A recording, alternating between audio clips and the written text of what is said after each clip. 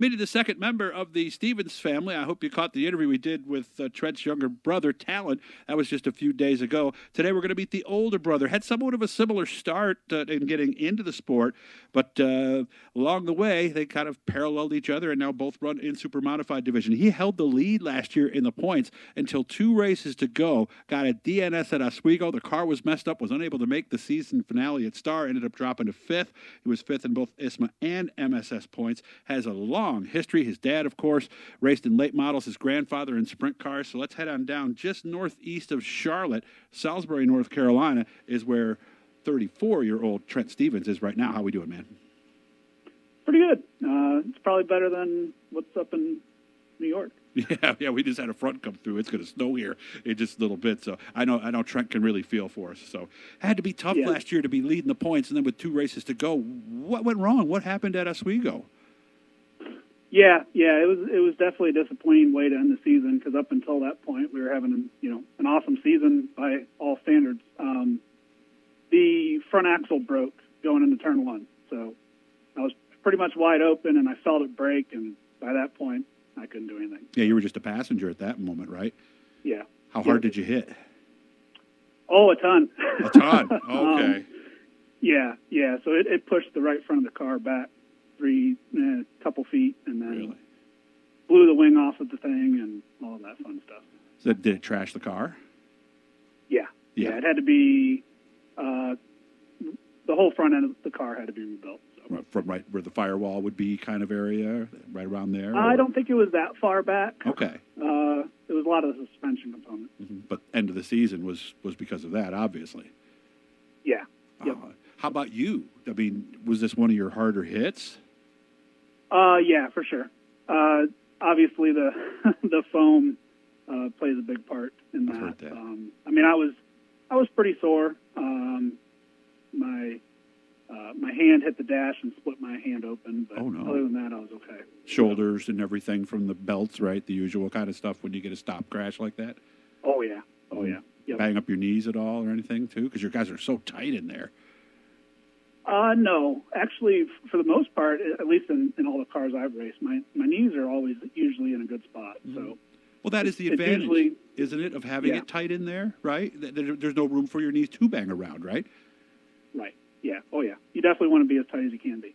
Okay. So what do we have to do then? Is this a new car this year for you then? No. It's they fixed all the front suspension and all the components that needed replaced. We replaced them. We redesigned the front axle to make sure it didn't happen again. Okay. Are you independent or the straight axle in the front? Straight axle. Okay. Yep. And you told me earlier it's about half and half. I believe so. I mean, I'd have to kind of probably write it all down, but it seems like it's pretty close to half and half. What's the thinking? What's the thinking with the straight axle? What's the thinking with the independent? Why do people seem so dug in on their choice there? Yeah, I mean, I think it's probably a little bit of the keep it simple, stupid model, right? Gotcha. The straight axle, everyone kind of knows, and independent.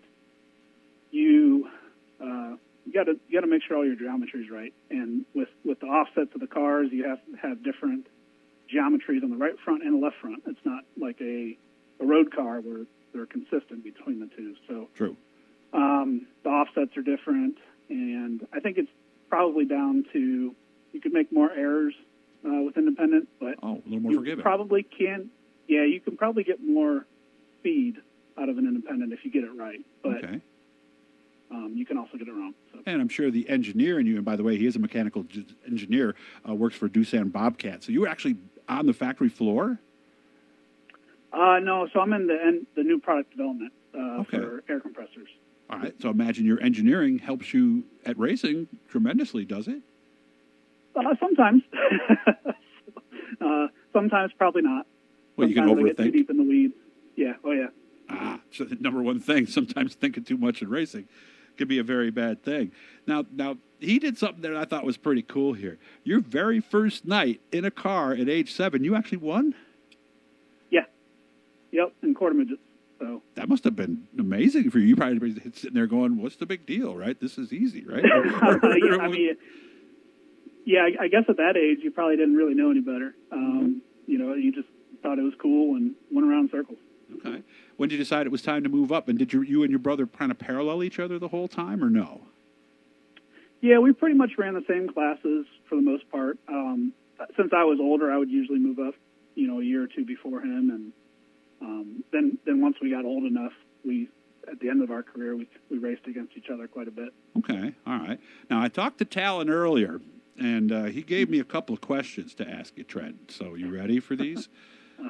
I suppose. Okay. Was there ever a time when you were angry when he beat you on the track?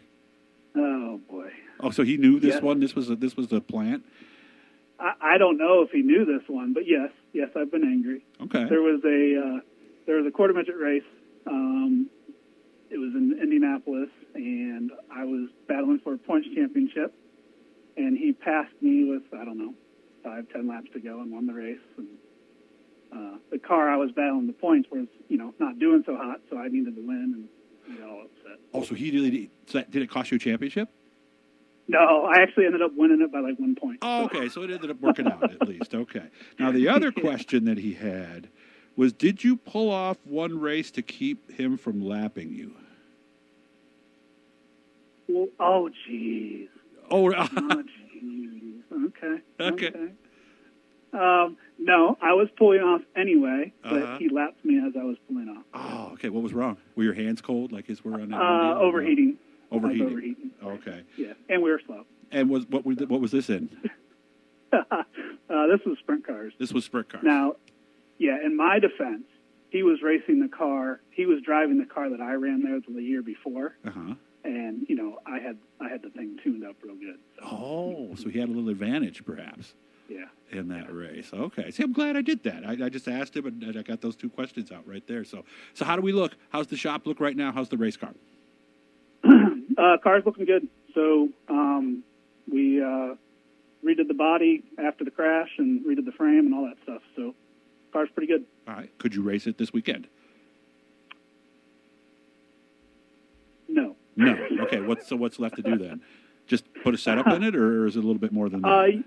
Usually we usually wait for the engine. So. So there's a big hole in it right now. Yeah. Okay. When are we getting that?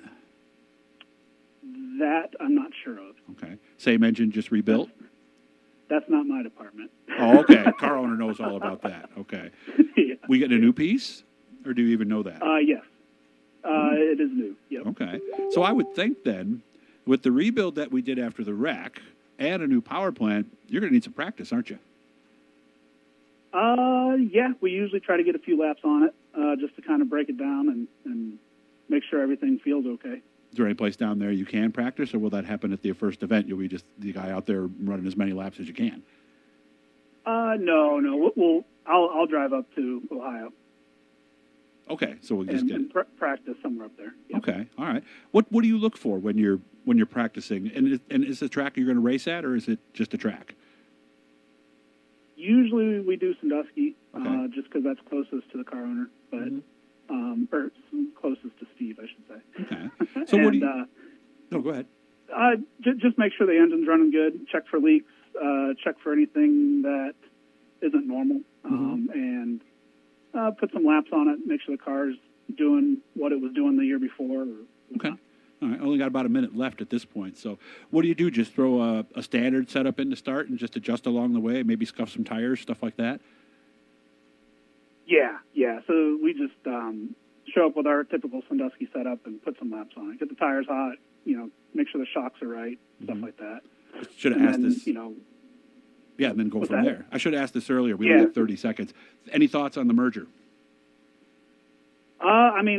It seems like it's going to be a good thing. It sounds like the number of cars that they're planning on hitting some of these races are higher, so that should make for better racing. Give us, I think the one thing I'm looking forward to is hopefully have some lap traffic with the leaders. There you go. That's all we can hope for. More cars out there, more, and of course the promoters will be happy. Everybody will be happy. Picture you're looking at, by the way, was from his win last year on June 4th. Trent, I appreciate you making time for me. I know you're really busy. Thanks, and I can't wait to see you at the racetrack. Okay. Yep. Thank you. Hey, hit the notifications, turn on the likes, hit that blue E down there. It'll subscribe you, let you know every time we're doing something and talking to somebody cool.